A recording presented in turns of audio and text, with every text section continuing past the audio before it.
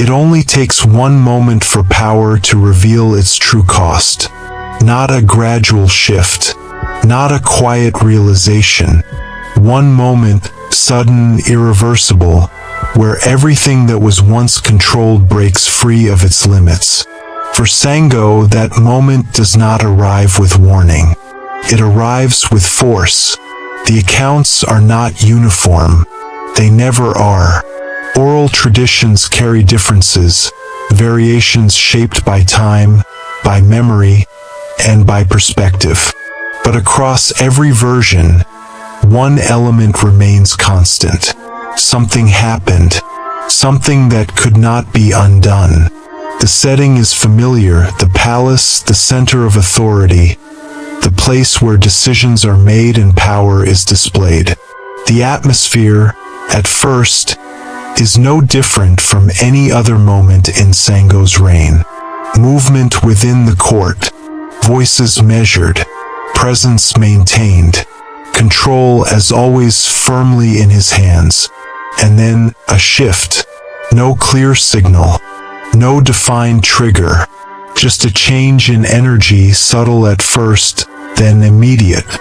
The kind of change that does not ask for recognition but demands it. The sky responds, a crack of thunder, sharp, violent, cutting through everything at once. Not distant, not passing, immediate, overhead, then light. Not the gradual light of day, not the steady glow of flame. Lightning, direct, blinding, precise. And in that instant, the boundary between what is natural and what is controlled disappears. This is where the accounts begin to diverge. Some say Sango called it down, not metaphorically, not symbolically, directly, that the force he had been drawn to, studied, and aligned himself with answered him. That the thunder and the lightning did not arrive by chance but by command. Others say it was different, that something slipped, that the force he believed he understood moved beyond him, that what followed was not intention but loss of control. A moment where power exceeded its source, where the very thing he sought to dominate no longer responded to him. Both versions lead to the same outcome: destruction. Fire spreads fast, aggressively, and without hesitation. Structures that once stood as symbols of authority become fuel. The palace, the center of command, begins to collapse under the weight of something it was never built to withstand. The sound is overwhelming, cracking wood, splintering beams, the roar of flames consuming everything in reach. And beneath it all are voices, screams, not distant, not contained, immediate, human, people running, people trapped, people caught in a moment they do not understand, facing a force they cannot escape.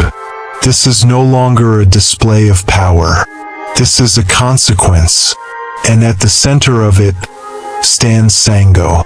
Or perhaps he does not stand at all, because this is where clarity disappears. Was he in control? Was this the culmination of his pursuit? A deliberate act, an assertion of dominance so absolute that it disregarded everything around him? Or was it something else entirely? A fracture, a moment where the balance he maintained finally collapsed, where the force he carried within him and sought beyond himself merged in a way that could not be contained. The truth is not preserved in a single version. It exists in fragments, in conflicting accounts, in the silence that follows. Because after the fire, after the thunder, after the destruction, something changes in a way that no explanation can fully resolve. The chaos does not last forever. It never does. Fire consumes, then fades. Sound rises, then falls. Movement accelerates, then stops. and what remains is silence. Heavy, absolute, unavoidable. Where there was once structure, there is ruin. Where there were voices, there is absence. Where there was certainty, there is only an aftermath. And in that silence, a realization begins to take hold. This was not a victory. This was not control. This was something else. Something that crossed a line that cannot be uncrossed. The people who survive carry it with them, not just the memory of what they saw, but the understanding of what it means. Because whatever Sango was before that moment, whatever he represented, has been altered, irreversibly. Fear, once tied to his authority, now attaches to something deeper. Something that cannot be negotiated with, cannot be reasoned with, cannot be predicted or contained. Because if this was intentional, then the king is capable of destroying his own. And if it was not, then the king is no longer in control of the power he holds. Both possibilities lead to the same conclusion: danger. And danger at this level does not remain hidden. It spreads through perception, through memory, through the quiet exchange of what people have witnessed and cannot forget. The image of Sango begins to shift, not gradually, not subtly, completely, because there are moments in history where a single event redefines everything that came before it, where identity is not adjusted but replaced. This is that moment, the point where the line between man and something else is no longer theoretical. It is visible, it is undeniable, and it carries a cost that cannot be ignored. What Sango becomes after this is no longer shaped by admiration or authority alone. It is shaped by fear of what he can do, and uncertainty about what he will do next. And in that moment, the king people feared became something else entirely.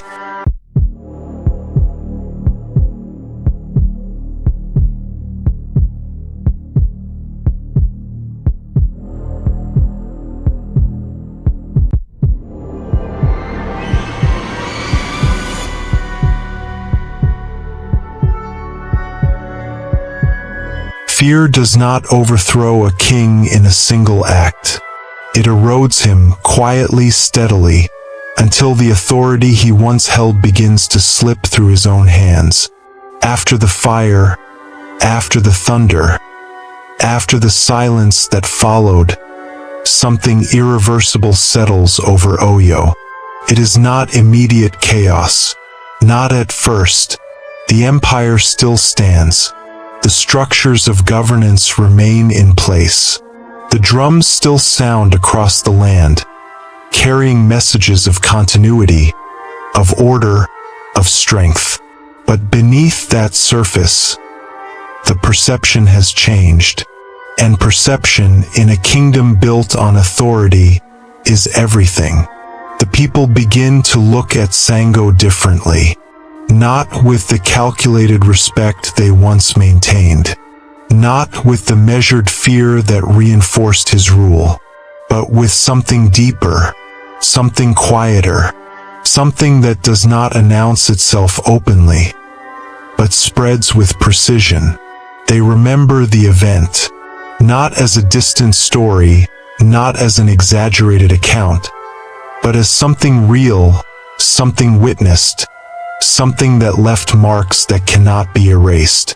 Structures destroyed, lives lost, power displayed in a way that crossed a line no ruler was meant to cross.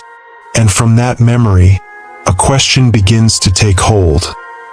Not spoken loudly, not declared in public, but carried from one voice to another, from one household to the next. If the king can destroy his own, who is safe? This is how fear evolves. It moves beyond the moment of impact and settles into the mind. It reshapes trust. It redefines loyalty. It introduces hesitation where there was once certainty. And hesitation within a system like Oyo is dangerous, because authority depends on belief, and belief is beginning to fracture. Within the royal court, the shift is even more pronounced. Advisors who once spoke with confidence now measure every word, not out of respect but out of caution. The tone changes. The rhythm of interaction slows. Decisions that were once immediate now carry an undercurrent of uncertainty, because proximity to Sango no longer guarantees influence. It guarantees risk. His generals, men who once rode at the front of his campaigns, who executed his strategies without question, begin to reassess. Not openly, not in ways that could be traced or punished, but internally. Quiet calculations. What does loyalty mean when the source of authority itself has become unstable? How do you serve a ruler whose power no longer follows a predictable pattern? These are not questions that lead to immediate rebellion. They lead to distance, subtle at first, less direct engagement, fewer moments of unguarded presence. A careful management of proximity that allows loyalty to remain visible while reducing exposure. And Sango feels it, not necessarily in words, not in direct opposition, but in the absence, in the way the room changes when he enters, in the way conversations end just before he arrives, in the way eyes shift, not with admiration but with awareness. This is isolation in its earliest form, not imposed from the outside, generated from within, because power, when it crosses a certain threshold, does not just command, it separates. And Sango, more than anyone, understands separation. But understanding does not resolve it. It intensifies it. Because the more distance he senses, the more he seeks to reassert control. The more he feels the shift in loyalty, the more he attempts to reinforce authority. And this is where the tension escalates, because control, when applied to fear, does not restore trust. It deepens resistance. Within the wider empire, the effects begin to surface in more visible ways. Not open defiance, not yet, but instability. Decisions take longer to implement. Compliance becomes inconsistent. The efficiency that once defined Oyo begins to show signs of strain. And strain, when left unresolved, accumulates. Political balance, once maintained through clear hierarchy and mutual reinforcement, begins to weaken. Not through a single fracture, but through multiple points of pressure. Advisors uncertain. Generals are cautious. Citizens unsettled. This is how a system begins to shift. Not through a direct challenge, but through the gradual loss of cohesion. And in that loss, new possibilities emerge. Possibilities that were once unthinkable. Because when fear replaces trust, authority no longer feels absolute. Feels vulnerable. And vulnerability invites challenge. Whispers begin to change in tone. No longer just questions, but considerations. Not yet action, but the early stages of it. The recognition that power, even at its highest level, can be resisted if enough people begin to see it the same way. This is the beginning of internal opposition. Not organized, not declared, but real and growing. For Sango, this is a conflict unlike any he has faced before. There are no clear enemies to confront, no battlefield to command, no external force to overpower. This is something else entirely. Man versus society. because the very people who once reinforced his authority are now the source of its decline. And unlike external threats, this cannot be defeated through force alone, because force is what created it. This is the paradox. The same power that built his dominance is now destabilizing it.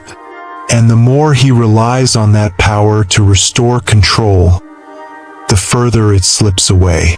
Isolation deepens. Trust erodes. The empire continues to stand, but no longer as it once did, because its center has shifted from stability to uncertainty, from unity to tension, from unquestioned authority to silent resistance. And in that shift, one truth becomes impossible to ignore. No enemy could defeat Sango, but now his own kingdom was turning against him. History survives because someone chooses to remember. Across Africa, entire kingdoms rose and fell. Great rulers changed the course of nations. Warriors, scholars, inventors, queens, and visionaries shaped civilizations whose stories deserve to be told with accuracy, depth, and respect. Yet many of these stories remain unknown. Some have been forgotten.